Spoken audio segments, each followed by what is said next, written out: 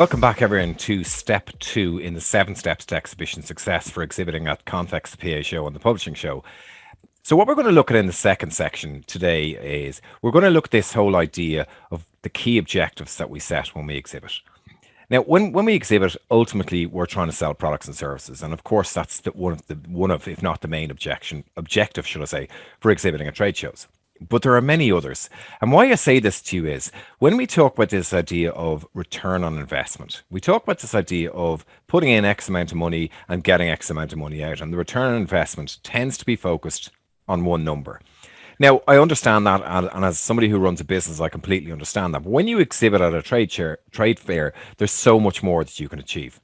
If we hang our hat and focus solely on achieving one number and nothing else, there's a good chance we're going to be disappointed. Reason being, it takes time for orders to come through the business. It might be 6 months down the road, it might be 3 months down the road, or it might be 12 months down the road. But if we solely focus on return on investment, which is purely a number, we may be disappointed. In the exhibition world, things have changed a little bit, and the focus is now on what we call return on objectives.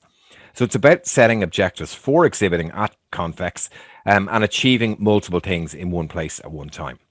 Now, I'm not moving aside from the revenue figure. Of course, we're trying to achieve that, but there are other things we can achieve at the same time. And it's really important that we move away from this return on investment metric to a much more sustainable and more important return on objectives module. And when we talk about that, we talk about the different things we can achieve by exhibiting at shows. And yes, of course, we've spoken about sales, but let's talk about that as number one. If we go there to achieve one objective, we may or may not be successful. But one is not enough. We need to be looking at multiple objectives to achieve at the exhibition. So one is definitely not is too little. And on the opposite side of that coin, 25, which is a lot of companies will go loads and loads of objectives. It's too many. We need to be focused on what we can really achieve. There is an optimum number when you exhibit at a trade fair of objectives, and we should be setting 3 clear objectives. When we set 3 clear objectives, we're focused on achieving 3 things. That's not to say we won't achieve lots of other things at the same time. But when we focus on those 3 things, we've got a team of people around us who can achieve those 3 things, and we've achieved an awful lot over the space of the 2 to 3 days. And why that's even more important is as we move from the event venue into the next 12 months, it's about building on those objectives.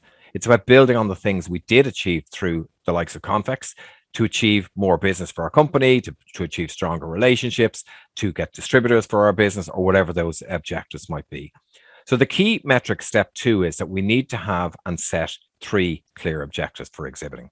When we do that, we're much more focused on achieving success through the ROO model. So when we look at the objectives, there are 9 key objectives why companies will exhibit. Now, there may be other ones as well, but fundamentally, they come down to 9 key objectives. Now, they won't apply to every single company, and you won't be trying to achieve every one of those objectives. But when we sit down and work out what are the key objectives for us, we start to realize what we really can achieve. And I'm going to show you a list here on the right-hand side there of the 9 key objectives for exhibiting. And you'll possibly notice that I put the one in making sales at the bottom in yellow. I've done that on purpose. Because if you achieve all those other things, the 8 ones above that, the sales will follow.